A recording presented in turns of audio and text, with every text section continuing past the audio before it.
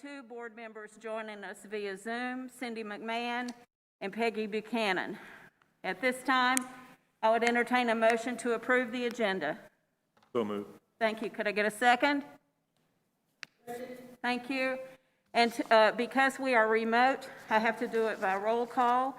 Pat Bryant? Aye. Amy Churchill? Aye.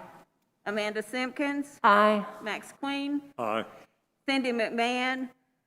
Aye. Peggy Buchanan? Aye. Ann Franklin. At this time, the virtual presentation of colors and Pledge of Allegiance is done by Reynolds High School, instructed by Lieutenant Colonel David Wise, U.S. Army, retired.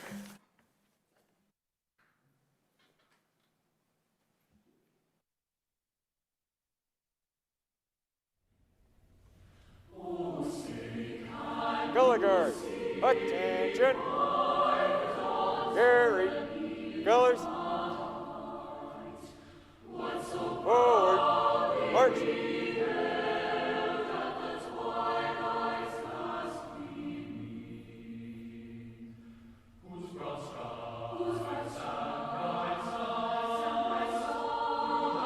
Mark time, march.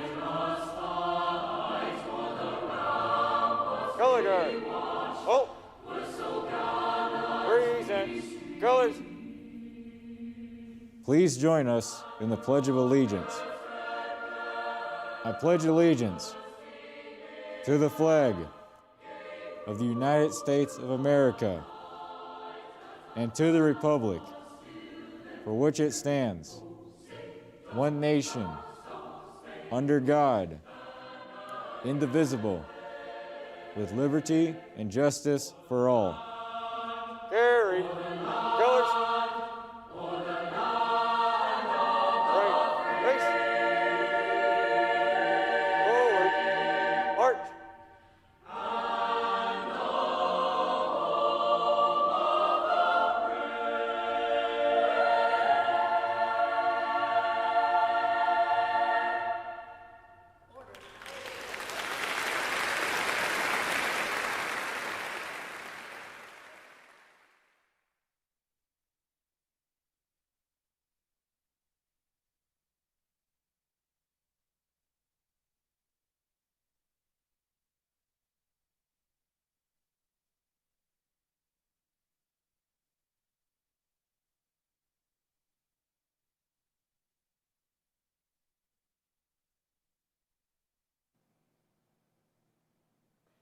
Thank you. You may be seated.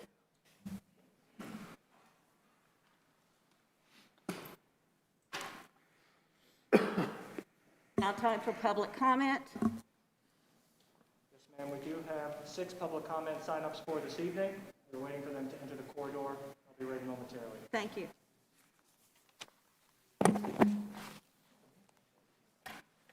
Public comment. Please start by saying your name and where you're from, and you'll have 3 minutes from when you begin. Thank you, sir. Thank you. My name is Tate McQueen. I'm an educator in Buncombe County since 2008. I'm a career educator and coach. First, thank you for your time. Appreciate all the hard work. Congratulations to Ms. Simpkins, fellow teacher. I wanted to start with a quote from William Penn, who said, "Right is right even when everyone is against it, and wrong is wrong even when everybody's for it." As an educator, my number one priority on a daily basis is school safety, student safety, above education. They cannot be taught if they are not safe.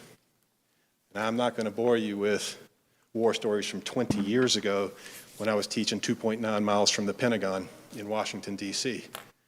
Nor will I talk to you about a school shooting on campus, nor will I talk to you about dealing with the D.C. sniper, all of which weighed heavily on us as educators. And now we're at this time where we are battling this virus. And yes, it's not a perfect situation, but man, does this crisis offer an opportunity to gravitate not to making excuses for failure, but gravitating to the ways to find success. I have a daughter at AC Reynolds as a freshman, and I have a son at Irwin Middle. And I can tell you, based on my experience with their remote learning, it's not perfect, but I am so happy to have my children in a safe setting working our way through this as a community. We know that there are multiple strains emerging, a more contagious strain from England, a more deadly strain from South Africa, and a new strain from Brazil. And the longer this goes without mitigation, the greater the likelihood of additional strains. I come to you tonight to ask that we hold off on a return to in-person learning until the numbers are in check. We've had this affect our school, where I work, and other schools. There is inconsistency in the safety plan.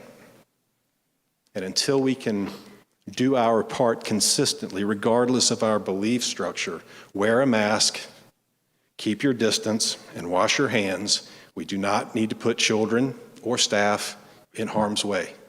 So I'm asking you, as an educator, support us as we navigate through this with technology. Trust us to be, quote unquote, the heroes that we are. Give us the support that we need, and trust that we can do the job because we can, because I've done it. I've been with people doing it in the worst of situations. Again, I am so grateful for your time and your understanding and your compassion, but let the data drive your decisions. Thank you, Mr. McQueen.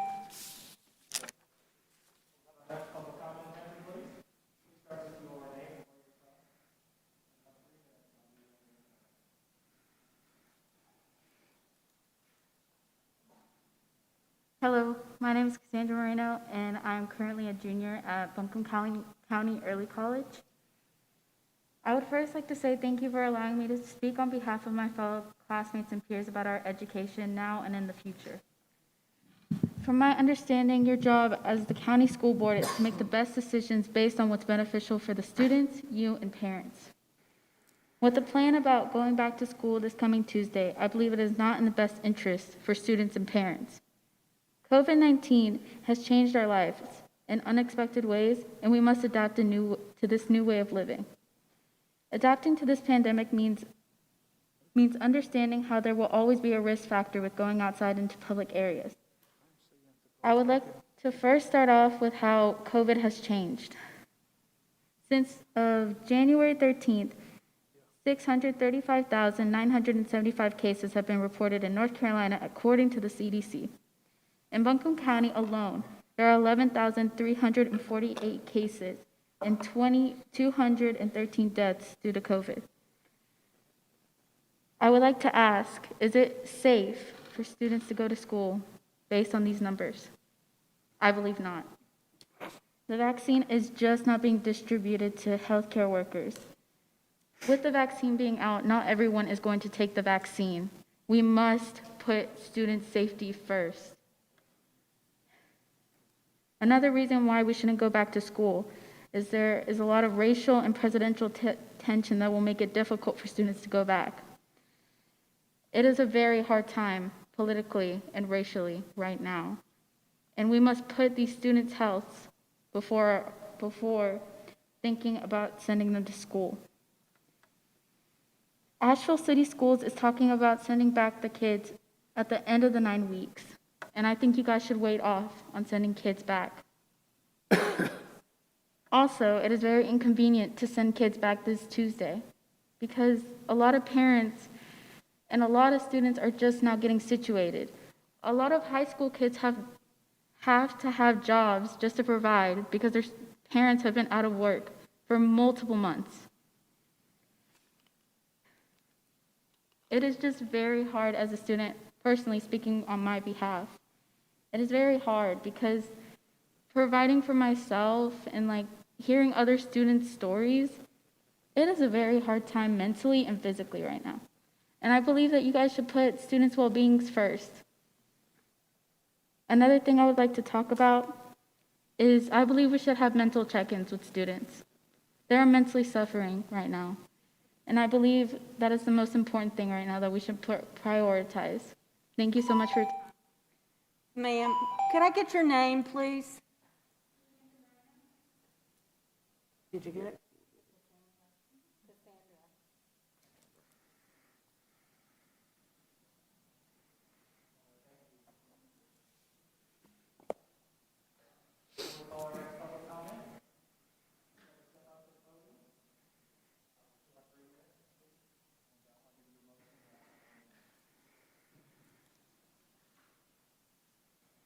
You go? Okay, thank you.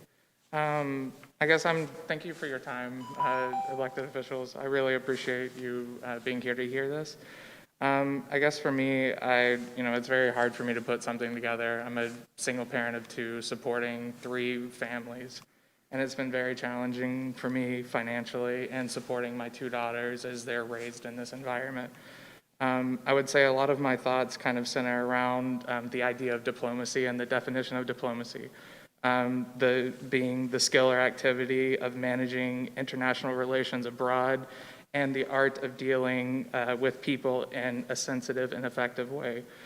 So I like to think about how we've improved diplomacy over time. So from a single person to person in a village, their diplomats got to come home every night, their families were happy. As we started building ships and went to other lands, their families became more unhappy because their diplomats were gone and they worried more. As we started laying different telegraphs, let's see where my time is. In 1858, we laid the first transatlantic telegraph that allowed us to have 22, or I don't know if that's correct, about 22 simultaneous telegraphs. 100 years later, we did 36 phone lines, and that was in 1956. 1988, we laid fiber optic, and that was the first time that happened. And so at that point, that was about 400,000 or 40,000 phone lines.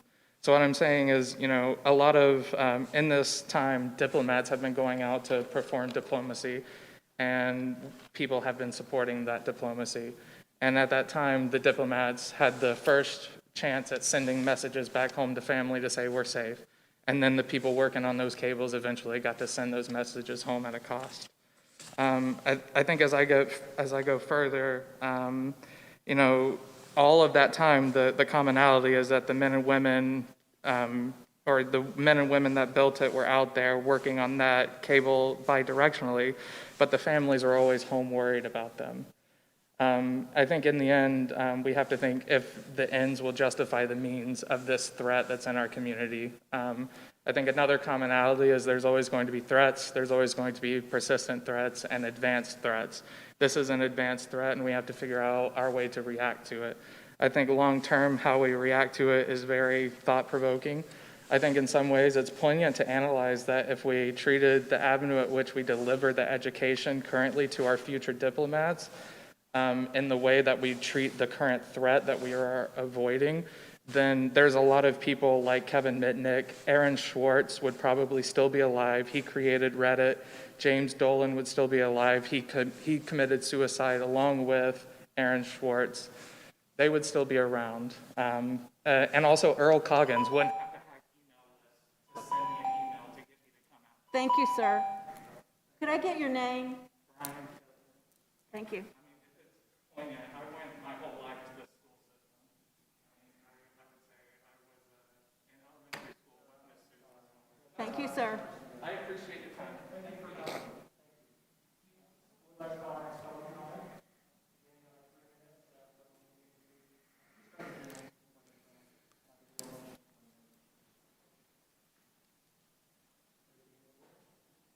Good evening, Buncombe County Board members. My name is Jonathan Brown.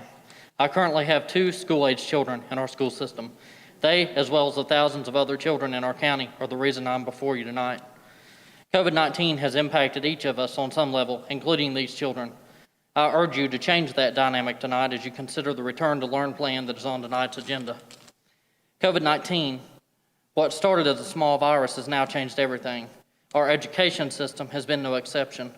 Our reasoning for remote learning has been and continues to be the large rise in the number of cases. While this is true, it is not true of our schools. I ask you to look at the numbers provided by NCDHHS last updated yesterday. At that time, our state had 641,073 cases reported. Broken down even further, only 981 of those reported cases have been in North Carolina K-12 school settings. That's only 0.15% of the total cases in North Carolina from a K-12 setting. Furthermore, there have only been 9.19% of cases in children aged 0 to 17. This very small percentage has been the driving force for our decisions. We can do better for our kids, and they deserve better. While I would agree that distance learning was a great idea for a short-term solution, we are now 10 months into this pandemic, and that idea is now starting to have negative effects on our children. These are just some examples. There are measurable deficits in learning. Socialization and social skills have been strongly impacted. The gap between socioeconomic groups is becoming wider. There has been a large rise in depression and anxiety rates. Teachers are at a disadvantage in trying to maintain the flow of the class due to distractions. The blue light from most devices is a melatonin inhibitor, which affects the body's ability to maintain a healthy sleep cycle. Students may be self-conscious about how their setting may appear to other students, which could lead to bullying and can be a factor in teen suicide. The classroom is a way out of environmental factors. Virtual learning is set up on trust in the student. With the motivation gone, this is less likely to occur. Students are being left under the supervision of parents who are dependent on income from careers to survive and to provide, which doesn't allow children to be in a learning environment. There are also our children with special educational needs who cannot function on devices and have to have accommodations. They are forgotten to fall through the cracks. Each of these are the results of what our county continues to pursue with distance learning. You can change that tonight. There are some things that we have learned which have worked well. I applaud our educators and staff for this. Keep it up. Use these tools to create trust in the process and allow our children back to further instruction in class. Ultimately, what happens tonight is in your hands and rests in the decision that each of you make. These children are more than numbers. They are our future. Since day one, families have had the opportunity to choose remote only. I'm asking you to give us that same chance and allow our children. Thank you, sir. Thank you.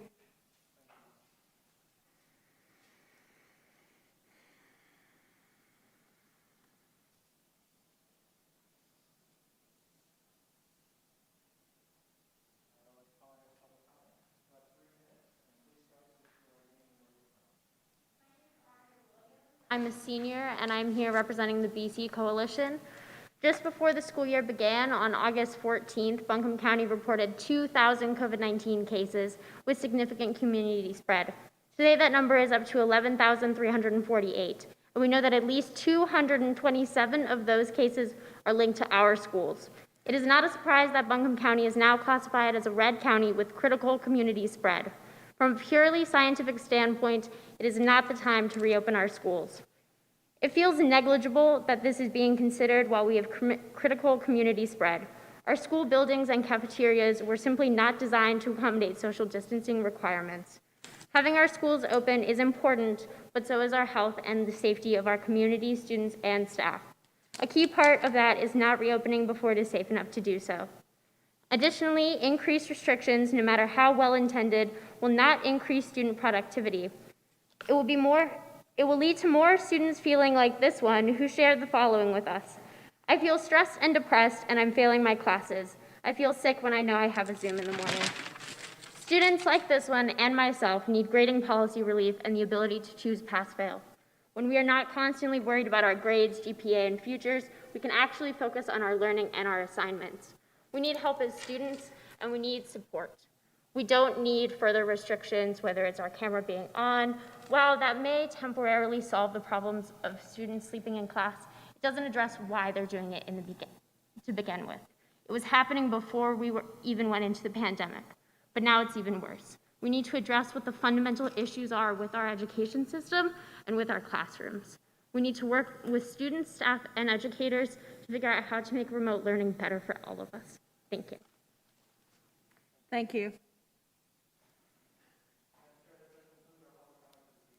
Thank you, sir.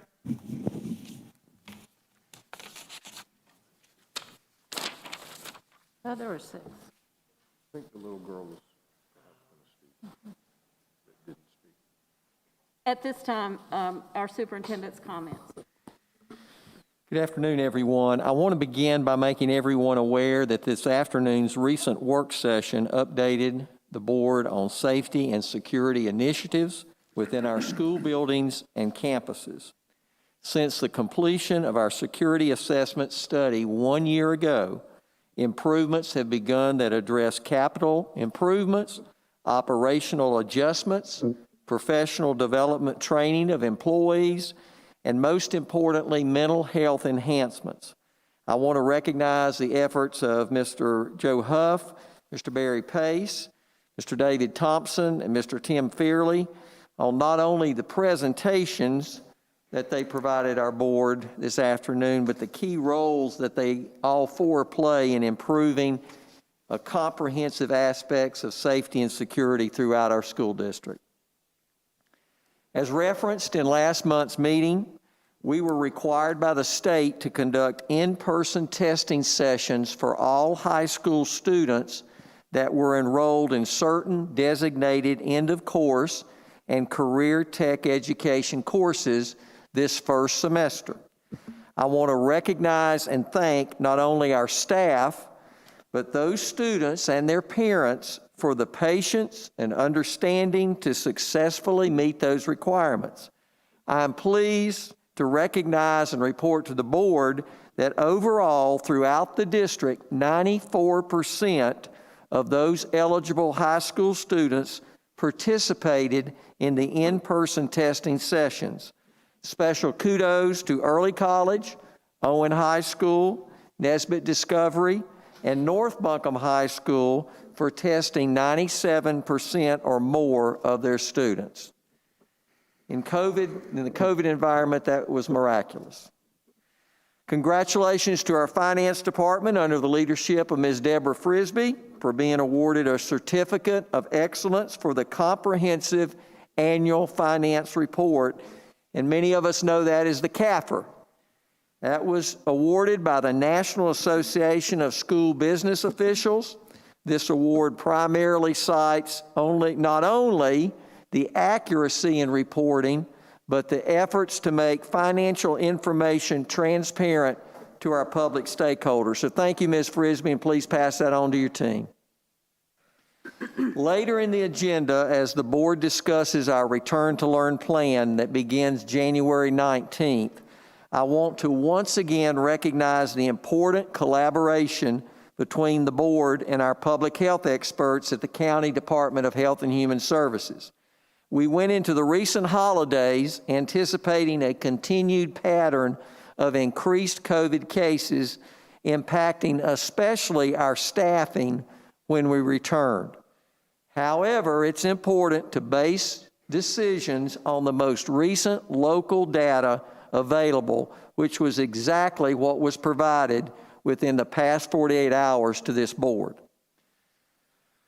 While it has previously been stated for the majority of our students, virtual learning does not equate to the in-person classroom instruction and face-to-face interaction between teachers and students. That said, the remote learning model of learning that we are providing our students attempts to not only address academics, but equally important, social emotional health and other support services. I want to thank David Thompson and all of our school counselors for providing components of remote learning that address social emotional challenges that so many of our students are facing in this environment. Likewise, virtual counseling platforms such as Naviance are being accessed by a large number of our students in grades 8 through 12.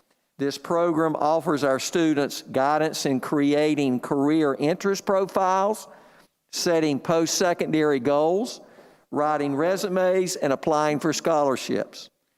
Thanks to Suzanne Javinas for her work in making the program so successful. Mid-year graduations, it's hard to believe, mid-year graduations will take place beginning January 20th, and recognition for these graduates will be offered at each individual high school. This year, 217 high school students will graduate Buncombe County schools in mid-year. Recently, the COVID vaccine has been receiving a considerable amount of focus and attention. The State Department of Health and Human Services has identified 5 phases of vaccination rollouts. Phase 1 includes healthcare workers and long-term facility staff and residents. Phase 2 consists of adults ages 65 and older. Teachers and school support staff have been identified as essential workers and are designated in Phase 3.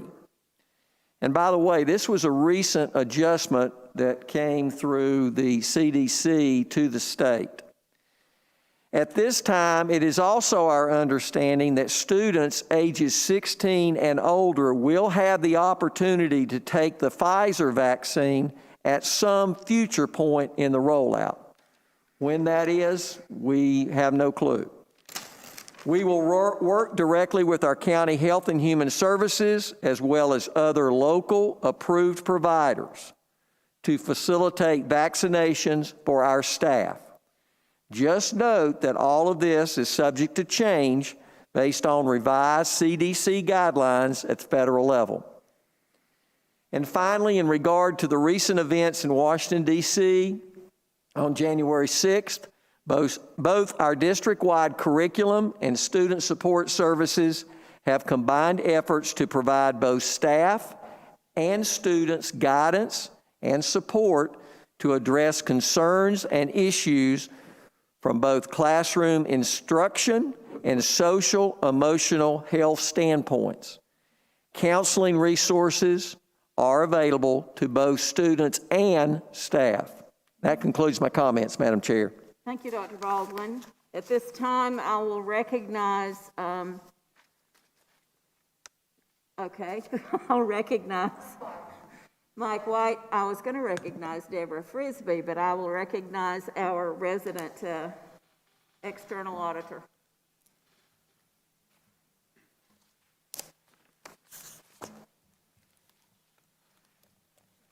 Good evening, everyone. Madam Chair, members of the board, Dr. Baldwin, pleased to be here this evening to present to you the audit report for Buncombe County Schools, and this is for the year ending June 30th, 2020. I think each of you probably have a set of statements in front of you. You may or may not have those. I'm just going to try to hit the highlights on that. Try to keep it short. You've probably this year has let us know that finances may not be the singular most important item, so you may have more important things to discuss a little bit later on. But within the reports, I will refer to the pages as I flip through it. On page 1, you're going to see the opinion letter on the financial statements. That's the opinion that we issue as your independent CPAs. And I'm pleased to report that we issued an unmodified report that's commonly referred to as a clean audit report. And whenever we say unmodified, we're saying that there were no items that came to our attention during the scope of our testing that would cause us to modify it. So we would say one thing was an except for it, like there was an exception, but there were no exceptions from the standards noted during the scope of our audit. Then really, I'm just going to really try to hit the highlights on the financial statements, the numbers portion. And what most districts are going to be concerned about is going to be your general fund balance and the change in that. And if you do have the statements in front of you, I'm going to be looking on page 17. And I'm looking on the leftmost column, and that's going to be your general fund there, the money that primarily comes from Buncombe County. And if you look up from about the fourth number down from the bottom, you're going to see that there was an addition of $740,000 this year. And really, I think that addition was probably attributable to the virus, to be honest. There was probably a lot of cost savings in the latter part of the year. Remember, we're talking about the school year, July 1st, 2019 to June 30, 2020. So what we're seeing throughout the state on our schools that we audit, and the same with Buncombe County, in that last quarter, you had savings of substitutes and different administrative type costs, even utilities, items like that. And that's really where we've seen the savings coming through on the statements this year. But I really want to focus is more going forward on what we're going to do with fund balance the next few years. As y'all are probably well aware, there was a pretty large grant that's going to be coming into the district from the CARES money. And what we've been telling folks is to look at this similarly to how you looked at the ARA money that came in. That was back in the financial collapse of 2008, 9, 10, if y'all were board members and recall back in those years. But what we told all the districts then was to try to raise your fund balance as much as possible when that money was coming in, because it was going to keep on year after year after year. And then when that money stopped, bleed that fund balance back down. And looking back, I think that's really what Buncombe County had done. But from talking to different districts throughout the states and superintendents, it is something that the money this time, the CARES money, is a little bit different because it's accompanied by the current environment we're in with the virus. And some board members have told me, said, Mike said, you got to look at it this way now is we have current needs we have to address, and there may be certain items we have to focus on right now versus building that fund balance up so much. But still, in the end, it's something that as external auditors, we're going to be conservative with the dollars. We would say to try to build that money up as much as you can. Try not to spend it on recurring expenses. It would be non-recurring type expenditures that we would recommend spending this money on because it's not going to be there forever. Does that make sense? Anybody have questions on that whatsoever? Mr. White, on Zoom, and I'm having a hard time understanding you. I'm wondering if it would be okay for you to take your mask off since you're a distance from other people. I appreciate it. Telling us we need to build up our fund balance. So I think I got the gist of what you were saying, but if you could speak without your mask, that would be helpful. Thank you. Yeah, that's perfect. Thanks for mentioning. I would. This is much better from my perspective, trying to present to everyone. So I do appreciate that. But did you catch what I was saying on the comparing the CARES money to the ARA money and how we would recommend, if at all possible, try to build that fund balance up a little bit because you're going to have those monies will not be here long term. So we don't want to hire new positions that are going to be continual recurring type positions on that. All right. Oh, sorry. I keep looking up there. It's with the virtual meetings and whatnot. It's looking for the one speaking, so sorry about that. But then the next thing I just want to point out, I always address the results of operation from the school food service program. And this year the program essentially broke even on a cash standpoint. And from our standpoint, that's what we would certainly look to see. So that's no real issues to report on that whatsoever. Then I'm really going to skip over and talk about the compliance reporting if no one has any other questions on the numbers for us, on the financial statements. There was another report that you'll have, another bound report, and that's our compliance section. And this is really, it's much fewer pages. The audit report is going to be 60 pages or so. This is 15 pages. But the bulk of our time is spent testing the items in the compliance section. And on that compliance section, what we're really doing is we're looking at the detailed transactions of Buncombe County Schools to make sure that the district was in compliance with applicable federal and state laws and to make sure that you have sound internal controls at the district. And we say sound internal controls. What does that really mean? Is that just accounting jargon or whatever?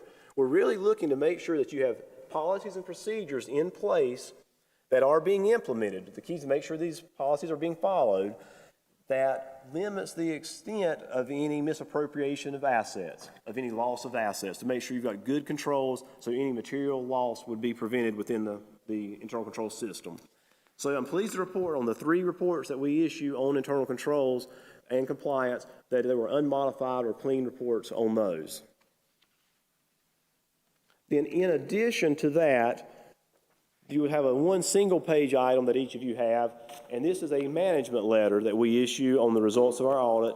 And items that would go in a management letter would be anything that we noted during the scope of our testing that would, it's not a significant item that would be required to be reported within the statements on the compliance report, but it is items that we would bring it to the board's attention, to management's attention, to let them know the results of the testing so they can take any actions that they may or may not need to do. The first item that we noted, there was a small error in administrative salary payments.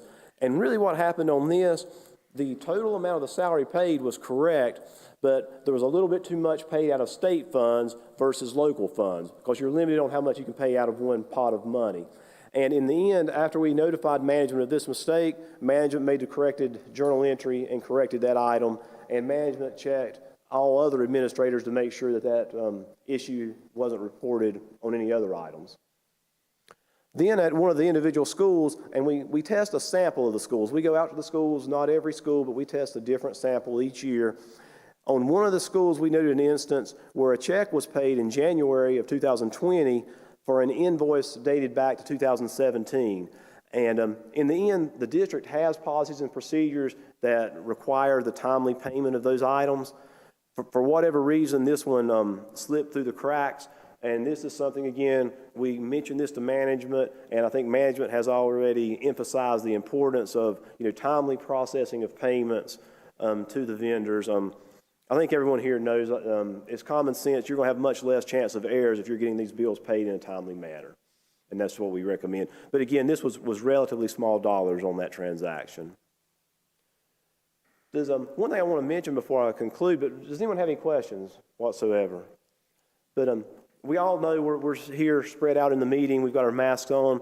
The audit process was certainly different this year than normal. We were not able to do the audit in the normal method where we sit down with everyone, work hand in hand and whatnot, a lot more remote testing, items like that. So just very appreciative of everyone in the finance department, child nutrition program, the different federal programs that we look at. Everyone was still very cooperative and gave us the information that we asked for, all the information we asked for in a timely manner, and that's very important to us, so we appreciate that cooperation.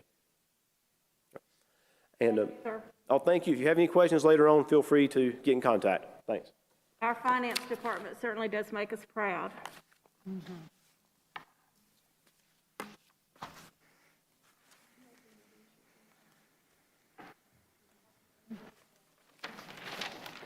Okay, at this time, I'm going to call on our attorney.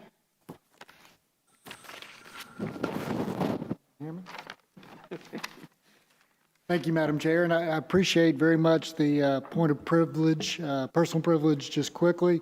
With me tonight is another attorney from our office, Miss Ashley Leonard, and Miss Leonard comes to us not as a new attorney, but as a very experienced attorney. She graduated from the University of Georgia and then went to law school at Gonzaga and has been practicing with the Attorney General's office and doing governmental work out west, and has come back home, and we are thrilled to have her at Campbell Shatley. Excuse me. I haven't made that slip in a long time, and it's televised on top of it. So, but we're very glad to have Ashley with us, and I appreciate you letting me introduce her this evening. Sure, we welcome Ashley tonight. Thank you. Yeah. At this time in the agenda, it's time for the action agenda. And the first item is the 2020-2021 budget amendment by Ms. Frisbee. Are there questions from board members on this article? Hearing none, I would entertain a motion to approve. Thank you. Could I get a second? Second. Second. And now to call the roll. Pat Bryant? Aye. Aye. Amanda Simpkins? Aye. Max Queen? Aye. Cindy McMahon? Peggy Buchanan? Aye. The next item on the action agenda is a letter of intent for purchase of E-rate related network switches and wireless account points under North Carolina State Contract #NC 20C2-03. Are there questions from the board members on this item? Hearing none, I would entertain a motion to approve. So moved. Thank you. And second?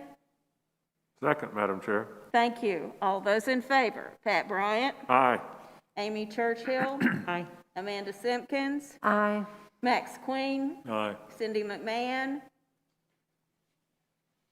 Aye. Peggy Buchanan? Aye. Franklin? Aye. The next item on the action agenda is Haw Creek Elementary School additions and renovations, Phase 2. Accept GMP and authorize Seymour, an architect, to proceed. Questions from the board? Hearing none, I would entertain a motion to approve. So moved.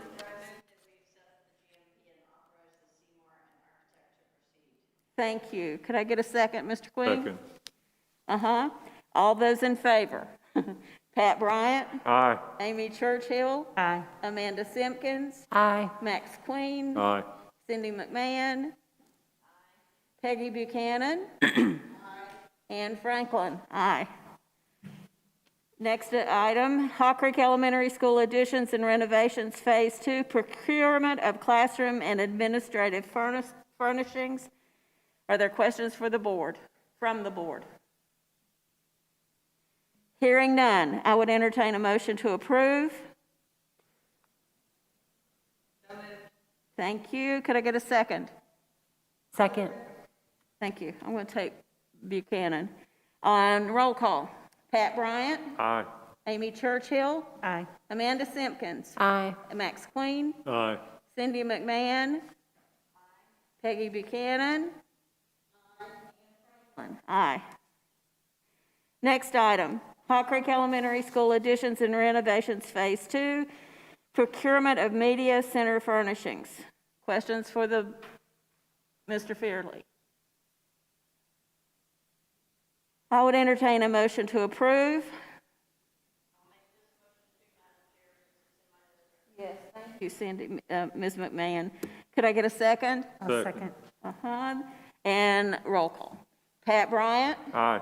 Amy Churchill, Aye. Amanda Simpkins, Aye. Max Queen, Aye. Cindy McMahon, Peggy Buchanan, Ann Franklin. Aye. Inca Middle School re-roofing project, approval of change order. Questions for Mr. Fearley? I think I have a question. Mr. Fearley?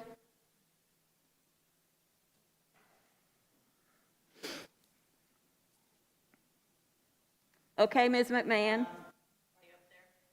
Yes. So I believe this item and the next one, we're able to do a little more roofing than we had originally planned. Am I reading that right?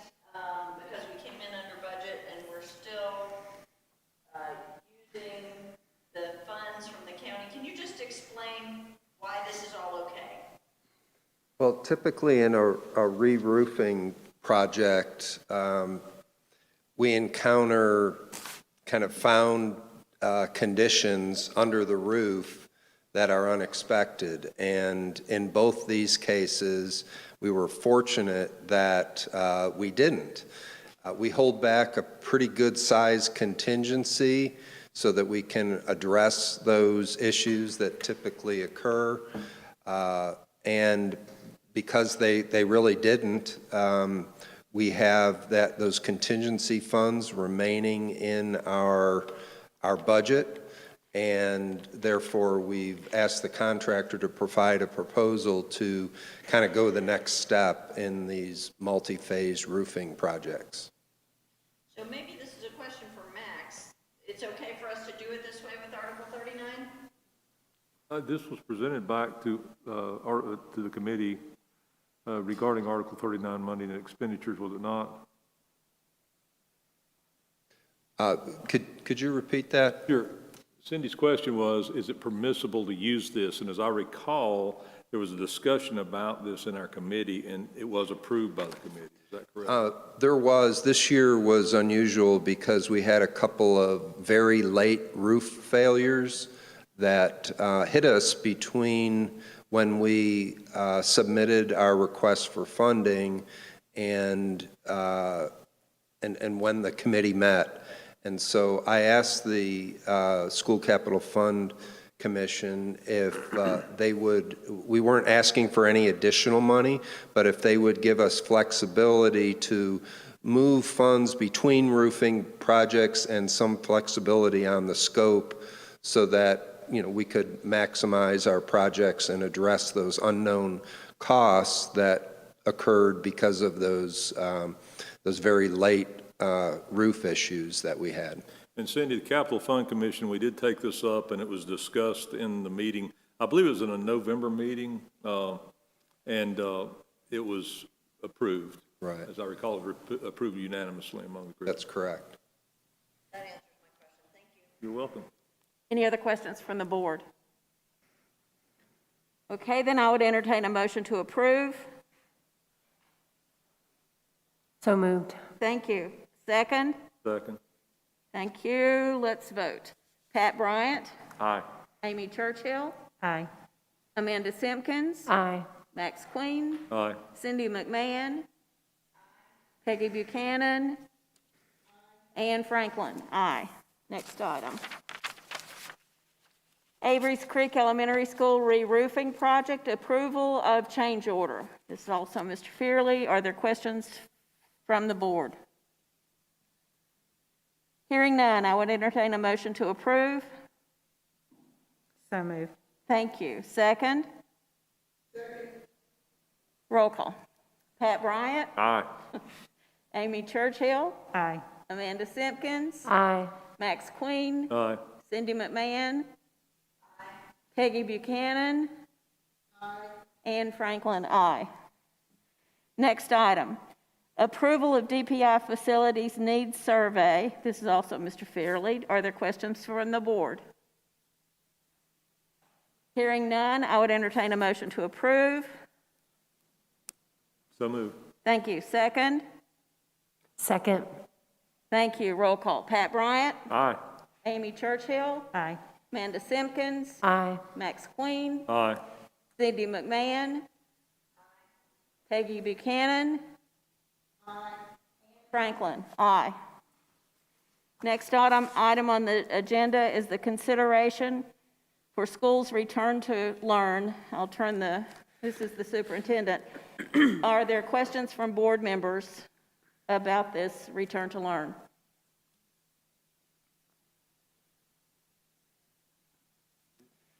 Hearing none, I'd like to make a motion. And I would like to make the motion that Buncombe County Schools remain operating in a remote-only Plan C model of instructions through at least February 12th, due to the significant concerns over current local COVID metrics. This motion would allow the board an opportunity to review the local metrics and determine at our February 4th board meeting whether conditions warrant a return to Plan B operation for K-12 or remain in Plan C beginning Monday, February 15th. I apologize. Are there questions or comments from the board? Could I get a second? I'll second. Thank you. Discussion? I did not hear through what date? You said through at least February 12th. Madam Chair, as a question to you, is the significance of that date, I know there's been some informal discussion or idea that the purpose of that is if we decided to do something different at our board meeting on February the 4th, we wouldn't be changing until Monday the 15th, which would build in planning time for our schools and our school staff and personnel, families, students, et cetera, to, if we went to something different on the 4th, we know that we still have another week and a day under the plan we were in prior to changing. Is that correct? That is very correct. Thank you. Other questions or comments from the board? Can we maybe just have the superintendent speak a little bit to what these local metrics are that we keep saying that we're reviewing, just so that the community has a idea of some of the stuff that we've been doing? Like, again, if you would maybe just comment to the fact that we've still had ongoing meetings again with the Department of Health. I'm sorry. I just wondered if maybe, and again, I know this is just reiterating what's been said, but I think it's very important to continue to bring it up. You mentioned that due to reviewing the local metrics that we've made, want to make this decision. I personally feel very strongly that we need to, come to an agreement and share those local metrics with the community at large. But I just want to make sure that perhaps, again, if you could speak to the planning that has gone into making these decisions and who exactly we have been speaking to. Sure, I'll be glad to. Since March of the previous school year, decisions that have been made by this board regarding the plan, the determination of the plan by the board within the opportunities that you have. I think everyone understands that your decisions are prefaced by where the governor goes with his.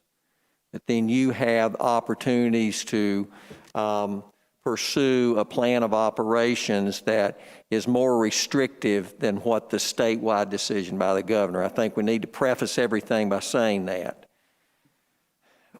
This board has met on a very consistent basis prior to any decisions throughout regarding the plan of operations with our county health department, our director, Stacy Saunders, members of her team, in the majority of cases, Dr. Jennifer Mullendor, April Bauer, and what they have done is they've provided you updates, and those updates regarding the county data and points of data are also provide some patterns and trends, because it's not just a snapshot of that particular day.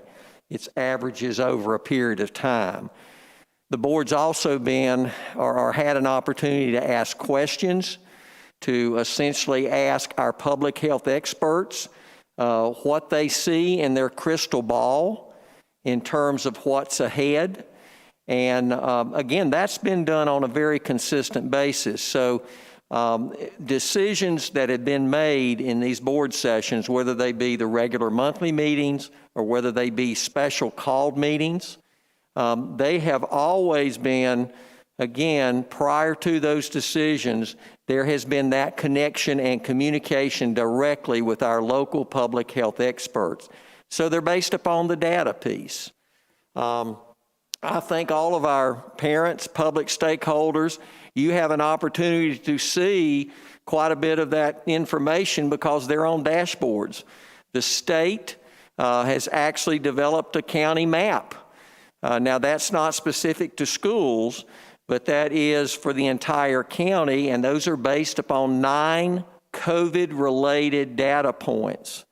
And in similar fashion, those are the type of discussions and information that has been provided to the board on each of those occasions. Is that, Ms. Churchill, is that what you wanted me to convey? Yes, I appreciate you doing that. Sure. Dr. Baldwin, related to, on a really not related to the motion, but if I could have a little bit of clarity, sure. Madam Chair, we have our own school dashboard. And are we continuing with that? I think the public would like to hear, are we continuing with that, and will we continue with that as we continue forward, even in a Plan C? We certainly will. And in addition to that, another piece of data from our particular central office has been staffing impact of COVID. And again, I've heard a number of speakers talk about, and it's very true when you look at data in terms of the impact of COVID on ages, and we've talked at length in our meetings previously about that. They are certainly less susceptible statistically to the impact of COVID. However, in order to provide a quality instructional environment, we must have our teachers and staff and support staff. And so the impact of those individuals in a much wider range of ages for our staff and employees, that is also a critical factor that we have to take in consideration. And that information has also been shared to you through our HR department that does an incredible job of keeping that updated on a daily basis. But yes, that dashboard will remain, and again, I think that has been a source of transparency to our public, Mr. Bryant. Thank you. Other questions or comments from the board? And I have one other question, Madam Chair. When we are talking about operating in the remote-only Plan C model, and I think this just may need to be for clarification. Sorry. For clarification, you're proposing that we operate in the remote-only Plan C model. Is the intention to still remain asynchronous remote learning for those Wednesdays in K through 13? Yeah. Go ahead. That would be our recommendation. And I would also add that, recent feedback we've gotten is from our students talking about the value of that Wednesday asynchronous day to have maybe some additional time with their teachers. And that's been an interesting trend that we've seen since coming back from the holiday. And is that something that we should include in this motion? No. No. I think it's just, we're doing it and we're going to continue doing it. Okay. All right, other questions? Madam Chair, as a question and comment for Dr. Baldwin and staff is, and I know that everybody on this board feels this way, but I want to make sure that we don't lose sight. I thought one of the best things we did back in, I think, October, it started, was the bringing of the groups to campus that needed something.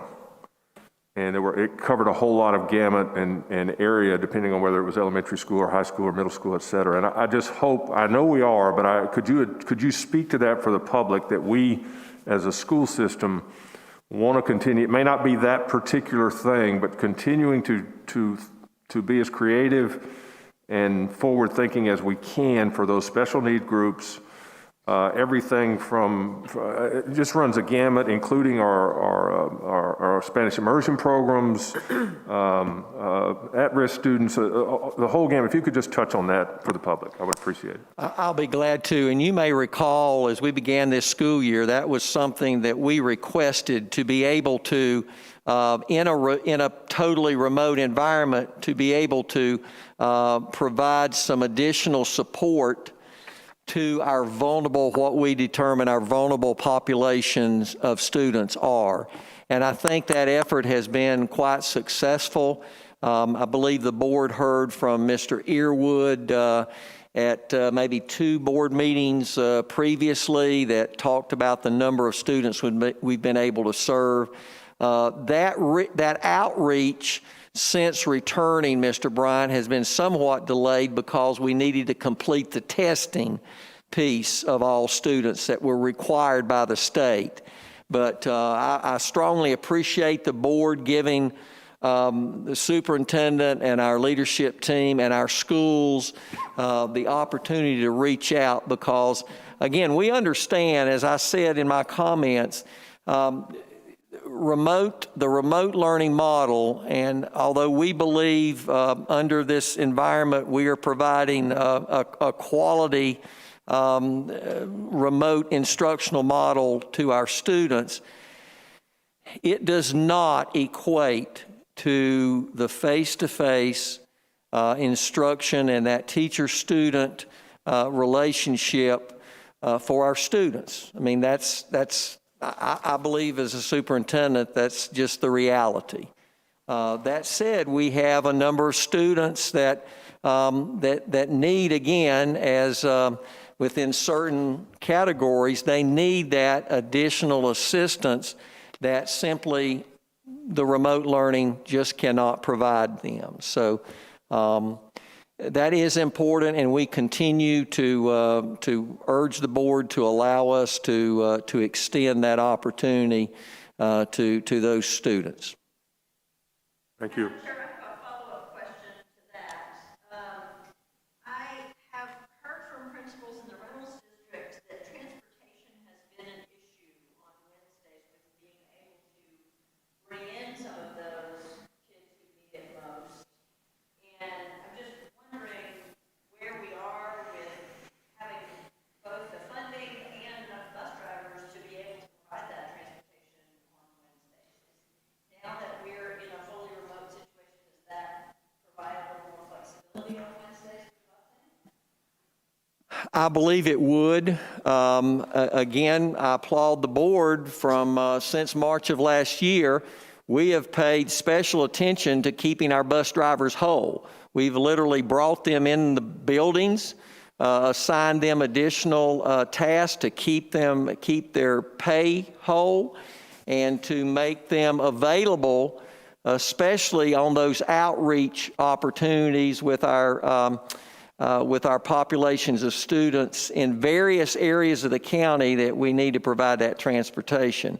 I'm looking back there at Mrs. Frisbee, and she's nodding her head, and when I see a nod of a head from a finance officer, that's telling me that the funding at this point in time is still there, and we can continue those efforts from the funding standpoint. The bus drivers, again, when we talk about the impact of COVID and staffing, it impacts all of our staff. And so those bus drivers are important in order for us to be in a position to pick up those students and then deliver them back after that additional support provided by our instructional staff.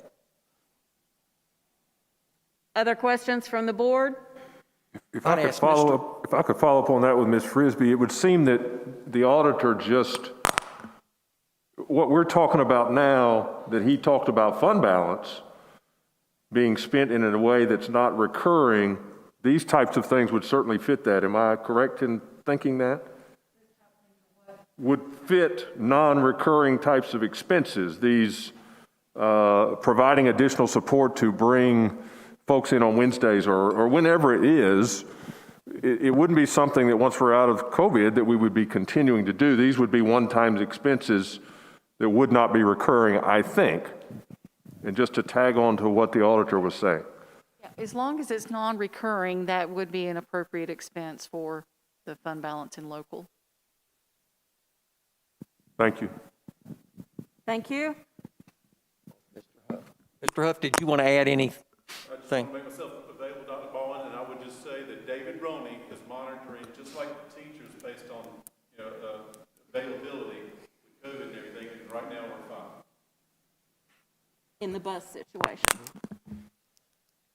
All right, other questions from the board?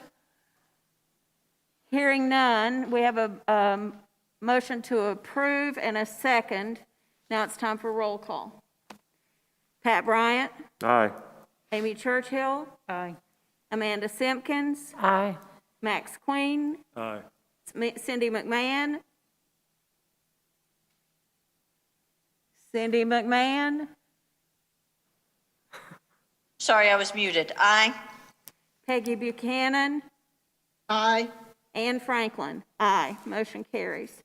Next item is the consent agenda, which includes the minutes from December 3rd, 2020 regular meeting, minutes December 18, 2020 special called meeting, the personnel report, policies for second reading, policy 1510, 4200 and 7270 school safety, policy 1725, 4035, 7236, Title IX sexual harassment, policy 1726, 4036, and 7237, Title IX sexual harassment, policy 3102, online instruction, policy 5020, visitors to schools, policy 5030, community use of facilities, policy 6305, safety and student transportation services, policy 7220 and 1750, grievance procedures for employees,